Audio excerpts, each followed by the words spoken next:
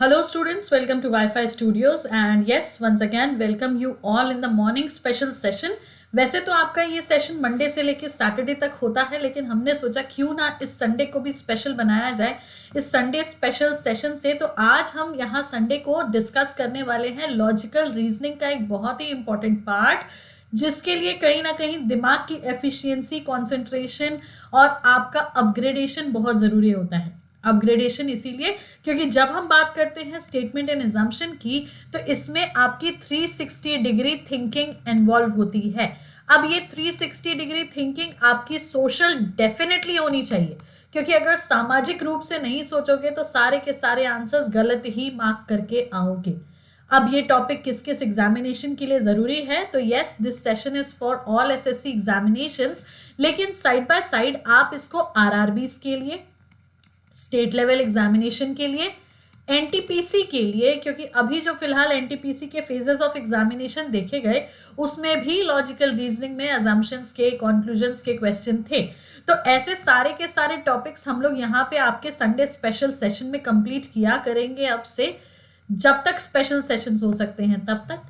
So yes, class का timing वही है आपका मॉर्निंग 5:30 AM। तो जैसे ही आप वाईफाई स्टूडियोज पे सुबह 5:30 बजे या दिन के किसी भी टाइम पे इस सेशन को देखो, फटाफट इस वीडियो लिंक को शेयर कर दो अपने फ्रेंड्स के साथ। अब हम आगे बढ़ते हैं अनअकैडमी डिस्कशन के साथ, क्योंकि Unacademy is a source of study, ये बिल्कुल कहा जा सकता है। सबसे पहली चीज तो अनअकैडमी जो है ये हमारा इसी का पार्ट है वाईफाई स्टूडियोज। तो चाहे आप यूट्यूब पे क्लासेस करो, चाहे आप अनअकैडमी पे करो, there are one and the same thing. लेकिन फिर भी अनअकैडमी पे जो ऑप्शंस आपके पास अवेलेबल हैं वो एक बार देखो। अनअकैडमी की क्लासेस में आपको ये ध्यान देना है कि आपके पास होती हैं फ्री क्लासेस और आपके पास होती हैं प्लस क्लासेस। फ्री क्लासेस की अगर हम बात करें तो free classes are the classes जिसमें कि हम बेसिकली क्या करते हैं, जिसमें हम एजुकेटर्स को फॉलो करते हैं और बस उनकी क्लासेस की टाइमिंग को अटेंड करना शुरू कर देते हैं। ये स्पेशल क्लासेस कहलाती हैं, और जब ये स्पेशल क्लासेस कहलाती हैं तो इनमें कहीं भी कोई भी ऐसी चीज़ नहीं होती जो बहुत अलग से हो। सारे के सारे एग्जामिनेशंस पे बेस जरूर होती हैं। दैट मीन्स ऑल एग्जामिनेशन का सिलेबस कवर करती हुई इन क्लासेस को डिजाइन किया जाता है। अब जब हम बात करते हैं प्लस की, तो plus course is something exam oriented. Exam oriented का मतलब ये हुआ कि पर्टिकुलर एग्जाम वाइज इन क्लासेस को डिजाइन किया जाता है। जैसे कि आपको हमारी फोटोग्राफ के साथ सामने एक क्लास दिख रही है, that is basically course on reasoning through mock for steno and CHSL। 3 फरवरी से ये बैच शुरू हुआ है। तो इसमें हम लोग जो मॉक डिस्कस कर रहे हैं वो आपके स्टेनो और CHSL दोनों को टारगेट करते हैं। डेली बेसिस पे 50 क्वेश्चन का डिस्कशन, उनके solutions, explanations and everything. So that makes this class again very important. अब जब ये एग्जाम ओरिएंटेड है तो अब आपको पता है कि अगर आप CGL की तैयारी कर रहे हो, CHSL की तैयारी कर रहे हो, NTPC की तैयारी कर रहे हो, तो आपको किस बैच को अटेंड करना है। तो for this only plus course को अलग से डिजाइन किया जाता है। अब इसको आप अटेंड करोगे तो इसके लिए सब्सक्रिप्शन की रिक्वायरमेंट है। अब सब्सक्राइब कैसे करना है, तो देखो, अनअकैडमी ऐप आपने इंस्टॉल किया, फ्री क्लासेस आपने पढ़ना शुरू किया, एजुकेटर्स को फॉलो किया, तो आपको उनके प्लस कोर्स के बारे में इंफॉर्मेशन मिली। तो जाके उसी कोर्स पे जब आप क्लिक करोगे, किसी भी कोर्स पे, हमारे कोर्स पे चाहे किसी भी कोर्स पे क्लिक करोगे, क्लिक करते ही ड्यूरेशन का पेज ओपन हो जाएगा। अब जैसे ही ड्यूरेशन का पेज ओपन हो जाएगा तो 1 month, 3 month, 6 month, 12 month, 24 month, अब आपके पास ऑप्शन है अपने फिजिबिलिटी रिक्वायरमेंट के हिसाब से ड्यूरेशन सिलेक्ट करने का। That means you know it very well कि आपको कितने टाइम स्पैन में अपनी तैयारी करनी है, एग्जाम देना है, तो उतना ड्यूरेशन आप सिलेक्ट करोगे। उसके बाद वहीं नीचे एक ऑप्शन आएगा अप्लाई कोड का, तो उसमें कोड अप्लाई करोगे SMS10। अब इस कोड को अप्लाई करते ही सीधा सीधा फ्लैट 10% डिस्काउंट आपको आपके कॉस्टिंग पे मिल जाएगा। अब इतना डिस्काउंट भी मिल जाएगा तो इसके बेनिफिट्स अगर हम गिनाएं तो बेनिफिट्स तो क्या ही हैं। आपको मिली यहाँ पे क्लासेस। अब क्लासेस सिर्फ एक सब्जेक्ट की नहीं है, क्लासेस आपके ऑल सब्जेक्ट्स की हैं। दैट मीन्स आप मैथ्स की, GS की, इंग्लिश की, करंट अफेयर्स की एंड ऑफकोर्स रीजनिंग की तो करोगे ही करोगे। इसके अलावा all educator access, that means आप किसी भी एजुकेटर की क्लास कर सकते हो। ऐसा जरूरी नहीं है कि आप कुछ ही एजुकेटर्स की करोगे, आप किसी की भी कर सकते हो। इसके अलावा आपको यहाँ पे क्विजेस मिलते हैं। क्विजेस के अलावा आपको यहाँ पे टेस्ट मिलते हैं, डाउट क्लियरिंग सेशंस मिलते हैं। तो काफ़ी सारा कंटेंट आपके पास अनअकैडमी के प्लेटफॉर्म पे है just the need required is subscription, and subscribe करने के लिए इस कोड को डेफिनेटली यूज करना, तभी आपका डिस्काउंट एप्लीकेबल हो पाएगा। अब जब आप अनअकैडमी पे आ जाओगे तो ऑब्वियसली बात है हमारी क्लासेस भी करोगे ही करोगे ऑब्वियसली। तो सबसे पहले तो आपको हमारी प्रोफाइल फॉलो करनी है। प्रोफाइल फॉलो करते ही बैंक की फ्री स्पेशल क्लास और एसएससी की फ्री स्पेशल क्लास आप अटेंड कर सकते हो। बैंक की क्लास होती है मॉर्निंग 7:45 AM पे और एसएससी की क्लास होती है रात में 9 बजे। 60 मिनट्स का ये पूरा का पूरा सेशन होता है, चाहे बैंक का हो चाहे एसएससी का हो, जिसमें हम सब्सक्राइबर्स और नॉन सब्सक्राइबर्स दोनों के साथ इस क्लास को पूरा करते हैं। सब्सक्राइबर्स के साथ स्पेशली जो क्लास होती है प्लस कोर्स की, तो 12:30 बजे उसका टाइम है। और इस कोर्स ड्यूरेशन की अगर हम बात करें तो 90 मिनट्स की रेगुलर क्लास होती है, 90 मिनट्स डेली। 12:30 बजे क्लास होती है, तो आप इसको ज्वाइन कर सकते हो कल से ही डेफिनेटली, क्योंकि 3 Feb से हमने एक बैच शुरू किया है, जैसा कि अभी थोड़ी देर पहले हमने देखा। तो दिस बैच इज ओपन, आप इस को ज्वाइन कर सकते हो। बस सब्सक्रिप्शन के लिए यूज दिस कोड SMS10। अब यूट्यूब का स्केड्यूल देखें तो यूट्यूब पे हम रेगुलर बेसिस पे वाईफाई स्टूडियोज पे मंडे से लेके सैटरडे तक सुबह 5:30 बजे सेशन प्रीमियर करते हैं। लेकिन आज संडे स्पेशल करने का मन किया हमारा, तो हमने एक संडे के लिए भी सेशन बना दिया आपके लिए। सेम वाईफाई स्टूडियोज पे ही सैटरडे संडे हम शाम के 7 बजे लाइव आपसे कनेक्ट होते हैं, सो दैट आप हमारे साथ इंटरैक्टिव सेशंस में अपने डाउट्स, क्वेश्चंस, क्वेरी सब कुछ डिस्कस करके आगे बढ़ सको। अब वाईफाई 2.0 दूसरे यूट्यूब चैनल पे मंडे से लेकर संडे तक शाम के 5 बजे हम सेशन लाइव करते हैं। सो दैट मीन्स देखा जाए तो अब आपको करना यह है कि आप किसी भी ड्यूरेशन से कोई एक टाइमिंग किसी भी चैनल का, अनअकैडमी का या किसी का एक सिलेक्ट कर लो अपने स्केड्यूल पे, और उसको रेगुलर बेसिस पे अटेंड करो। तो आपका reasoning, general intelligence, mental ability, ये सारा का सारा प्रिपरेशन डेफिनेटली हो जाएगा। तो चलो, संडे स्पेशल है, संडे है तो संडे के दिन को और खास बनाते हैं लॉजिकल रीजनिंग के कुछ क्वेश्चंस डिस्कस करके। बहुत ज़्यादा टाइम हम नहीं लेंगे आपका, क्योंकि ऑफकोर्स आज संडे है, लेकिन फिर भी कुछ ऐसे क्वेश्चंस जिनके थ्रू आपका कंसेप्ट डेटा क्लियर हो जाए, चलो वो देखते हैं। सबसे पहले तो स्टेटमेंट एंड अजम्पशंस को मार्क करने के लिए दिमाग में क्या रखना है, आप हमेशा एक बात ये याद रखना कि जब भी आप स्टेटमेंट एंड अजम्पशंस को सॉल्व करोगे, आप हमेशा इसको अकॉर्डिंग टू द स्पीकर लेके चलोगे। दैट मीन्स यहां आपका, लिसनर का, श्रोता का कोई काम नहीं। ये आंसर्स हमेशा वक्ता के हिसाब से या स्पीकर के हिसाब से होंगे, पहली बात। दूसरी, ये हमेशा पॉजिटिव होंगे। अब क्यों पॉजिटिव होंगे? क्योंकि ऑब्वियस सी बात है, जब आप वक्ता की सोच पकड़ रहे हो, वक्ता के थॉट को रिलेट कर रहे हो, तो आप ये थोड़ी बोलोगे कि सामने वाले ने ये गलत सोचा होगा। तो इसीलिए ये हमेशा पॉजिटिव रहेंगे। अब जैसे यहाँ पे वर्ड निकल के आया सोच या थॉट, तो अब आप एक चीज क्लियरली समझ लो, अजम्पशन मतलब होता है पूर्व धारणा। तो पूर्व धारणा का अर्थ हो गया पूर्व में की गई या पहले सोची गई सोच। तो ये थॉट है आपका, जो आपने पहले से अपने दिमाग में रखा था। अब जब हम इस पे आंसर्स मार्क करते हैं ना, तो हम आंसर्स मार्क करते हैं इस वर्ड से, इस वर्ड के साथ। क्या पढ़ा है इसको? इम्प्लीसिट। हिंदी में बोलते हैं इसको अंतर्निहित। अब अंतर्निहित का मतलब होता है हिडन। तो किसी भी बात में कहीं भी किसी की सोच पकड़नी है, तो आप यही तो बोलोगे कि यहाँ ये सोच छुपी हुई थी, या इस बात की वजह से यही बात हुई। तो बस वो हिडन, अंतर्निहित सोच को पकड़ने का प्रोसेस इज कॉल्ड इम्प्लीसिट। हमेशा खुद को स्पीकर कंसिडर करना है, अपनी जगह से हट के सामने वाले ने क्या सोच के कहा, बस वही सोच को कैच करना है। फॉर एग्जाम्पल, स्टेटमेंट देखो सामने है, you are hereby appointed as a programmer with a provision period of 1 year and your performance will be reviewed at the end of the period for confirmation. आपको 1 वर्ष की परिवीक्षा अवधि के साथ एक प्रोग्रामर के रूप में नियुक्त किया गया है और पुष्टि के लिए आपके प्रदर्शन की अवधि की समाप्ति पर समीक्षा की जाएगी। एक नियुक्ति पत्र की एक पंक्ति है। तो ऑब्वियसली बात है, इस लाइन से, इस सेंटेंस से तो हम सभी अवगत हैं, क्योंकि हर किसी का कहीं ना कहीं जब भी कहीं अपॉइंटमेंट होता है तो प्रोविजन पीरियड का एक क्लॉज होता है और ये मेंशन होता है उसमें। अब इस लाइन के, इस क्लॉज के पीछे की सोच क्या है वो देखो। पहला assumption, performance of an individually generally is not known at the time of appointment offer. नियुक्ति प्रस्ताव के समय किसी व्यक्ति के प्रदर्शन का आमतौर पर पता नहीं चलता है। बात तो सही।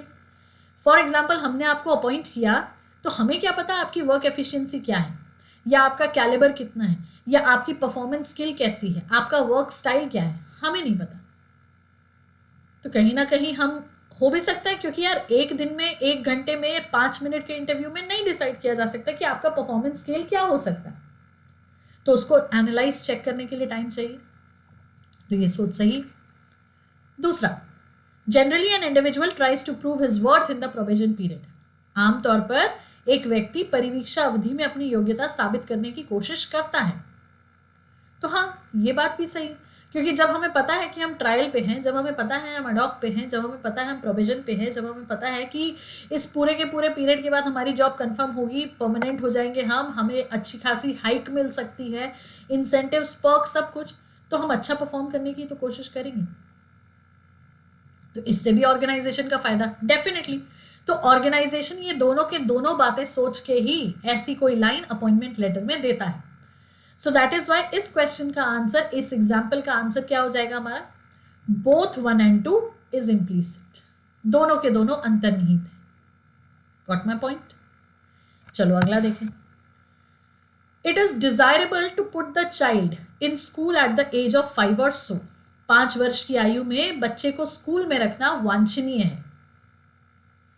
पहला, at that age the child reaches appropriate level of development and is ready to learn. उस उम्र में बच्चा विकास के उचित स्तर पर पहुंच जाता है और सीखने के लिए तैयार होता है। ऑफ कोर्स यस, क्योंकि अगर हम कहीं पे बोल रहे हैं, एक क्लेम कर रहे हैं, एक स्केल मार्क कर दे रहे हैं कि इसके बाद से, तो कहीं ना कहीं हमें पता है कि ये इसके बाद से ऐसा हो सकता है।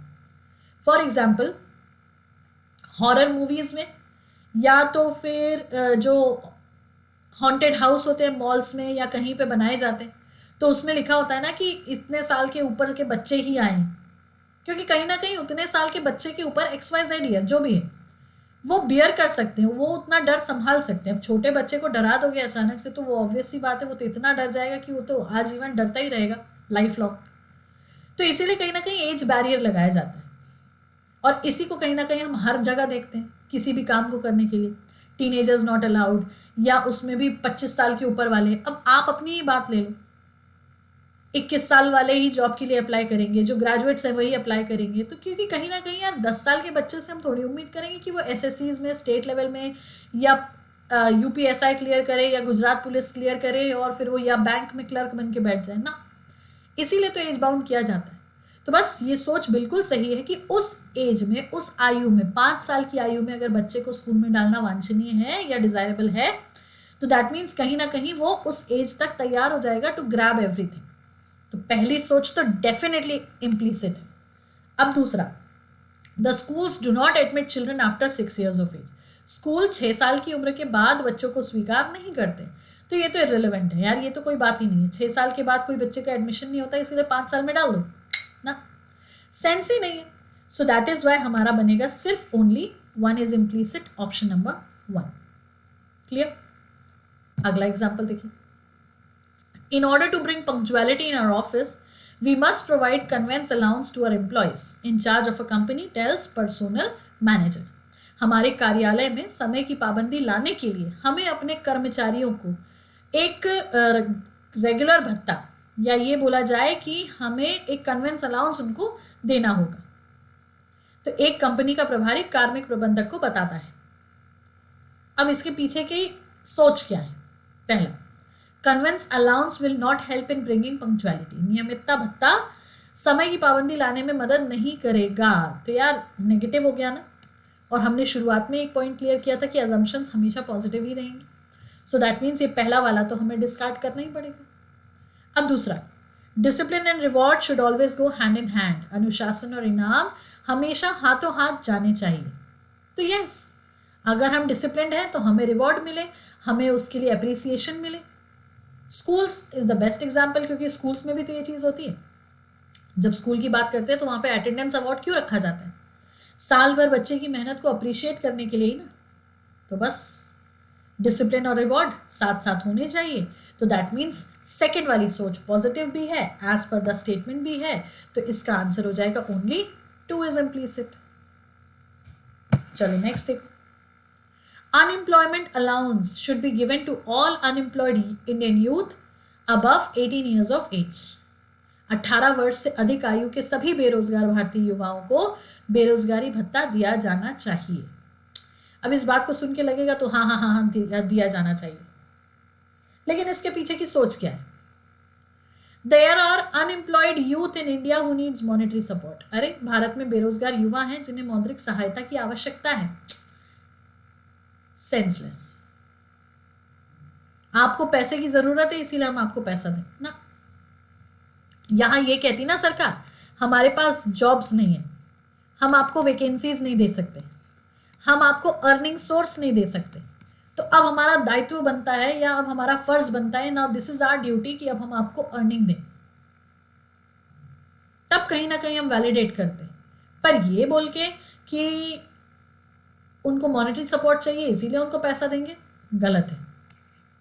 दूसरा, government has sufficient funds to provide allowance to all unemployed youth. सरकार के पास सभी बेरोजगार युवाओं को भत्ता प्रदान करने के लिए पर्याप्त धन है। ये तो वही बात हो गई, हमारे पास बहुत पैसा है तो चलो उड़ाओ। तो दोनों के दोनों ही सेंसलेस हैं। स्टेटमेंट की आत्मा को समझोगे आराम से आंसर मार्क कर पाओगे। तो अब जब दोनों के दोनों ही गलत है तो यस हम क्या मार्क करेंगे? Neither one nor to is implicit. चलो एक और देखें। If you trouble me I will slap you, a mother warns a child. अगर आप मुझे परेशान करते हैं तो मैं आपको थप्पड़ मारूंगी। एक माँ अपने बच्चे को चेतावनी देती है। तो यार ये चेतावनी तो हमने सबने सुनी होगी, और इस चेतावनी से इससे मतलब क्या निकलता है? हमारी मॉम्स या मदर्स क्या चाहते हैं? जब वो हमें वार्न करें तो हम कोई भी जो भी काम कर रहे हैं उसको करना बंद कर दें। तो अगर बच्चा परेशान कर रहा है और माँ ने कहा कि आई विल स्लैप यू, तो ऑब्वियस सी बात है उसने यही सोचा होगा कि बच्चा शैतानी करना बंद कर देगा। यस, और यही चीज लिखी है देखो फर्स्ट में, with the warning the child में स्टॉप ट्रबलिंग हर। चेतावनी के साथ बच्चा उसे परेशान करना बंद कर सकता है। So definitely one will be the right वाला। अब second, all children are basically naughty. सभी बच्चे मूल रूप से शरारती हैं। इसका कोई सेंस ही नहीं है स्टेटमेंट से, तो ये सेंसलेस हो गए, क्योंकि ये तो यूनिवर्सल फैक्ट है ना। ये तो यूनिवर्सल फैक्ट हुआ कि बच्चे शरारती होते ही हैं, लेकिन उसका स्टेटमेंट से क्या लेना देना? कुछ नहीं। सो दैट इज वाई सिर्फ पहला वाला, तो only one is implicit is the right answer. समझ गए?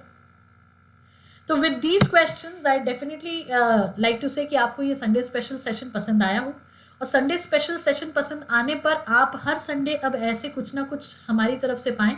उसके लिए बस रेगुलर बेसिस पे क्लासेस को फॉलो करो। दूसरा जो स्केड्यूल अनअकैडमी का है, यूट्यूब का है, उसमें से अपनी जो भी टाइमिंग फिजिबल है उसको सेलेक्ट करके क्लासेस करो। सेशन पसंद आया है तो लाइक करेंगे, शेयर करेंगे, चैनल को सब्सक्राइब करेंगे, एंड यस मॉर्निंग 5:30 AM पे इसी तरीके से हमारे साथ जुड़ के अपनी रीजनिंग की तैयारी करते रहेंगे। तो see you all in the next session. तब तक के लिए take care, keep practising. Thank you so much.